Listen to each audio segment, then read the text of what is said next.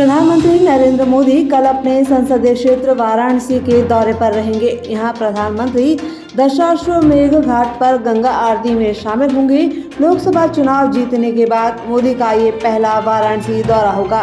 वे लगातार तीसरी बार वाराणसी से सांसद चुने गए हैं। वहीं इस बार के चुनाव में मोदी ने करीब 1.5 लाख वोटों के अंतर से जीत दर्ज की थी।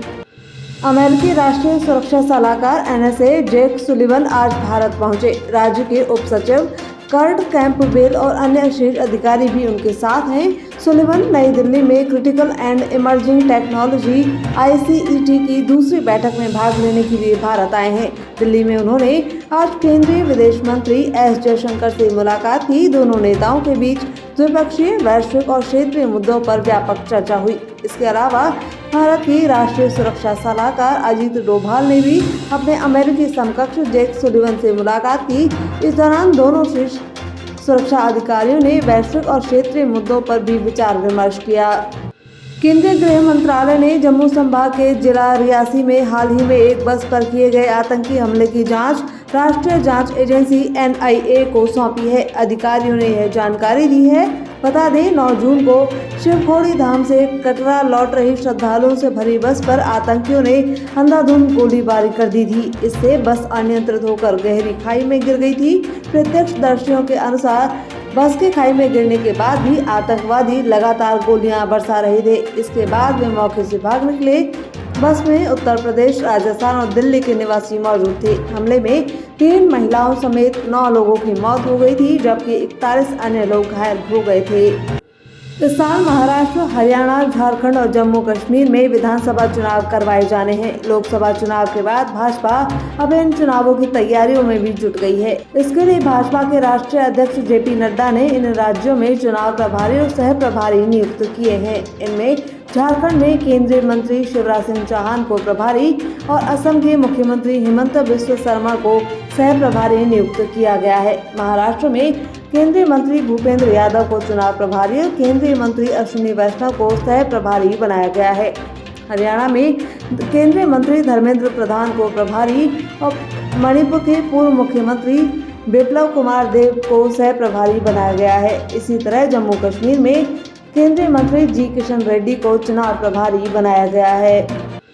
विधानसभा उपचुनाव के लिए कांग्रेस पार्टी ने 4 सीटों पर प्रत्याशियों का ऐलान कर दिया है। हिमाचल प्रदेश की हमीरपुर सीट पर डॉक्टर पुष्पेंद्र वर्मा और नालागढ़ सीट पर हरदीप सिंह बावा कांग्रेस के प्रत्याशी होंगे। इसी तरह उत्तराखंड की बद्रीनाथ सीट पर लखपत भुट्टोला और मंगलौर सीट पर काजी निजामुद्दीन को कांग्रेस ने उम्मीदवार घोषित किया है। बता दें, यहां आगामी 11 जुलाई को उपचुनाव के तहत वोट डाले जाएंगे।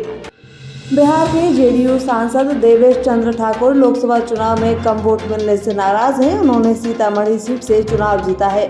उन्होंने एक सभा में कहा कि अब वे यादव और मुसलमानों के लिए कोई काम नहीं करेंगे।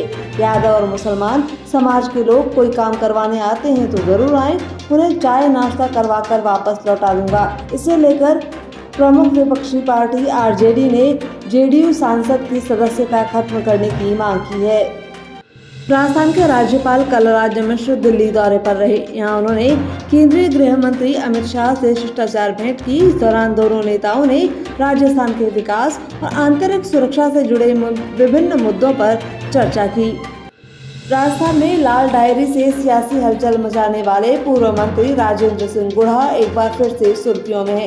दरअसल झुंझुनू विधानसभा उपचुनाव की तैयारी कर रहे राजेंद्र सिंह गुढ़ा चर्चा है कि फिर से पाला बदलने जा रहे हैं। गुढ़ा ने साफ कर दिया है कि वो शिवसेना के टिकट पर चुनाव नहीं लड़ेंगे। साथ ही उन्होंने ऑल इंडिया मजलिस मुस्लिमीन यानी AIMIM के सुप्रीमो असदुद्दीन ओवैसी को अपना दोस्त बताया है।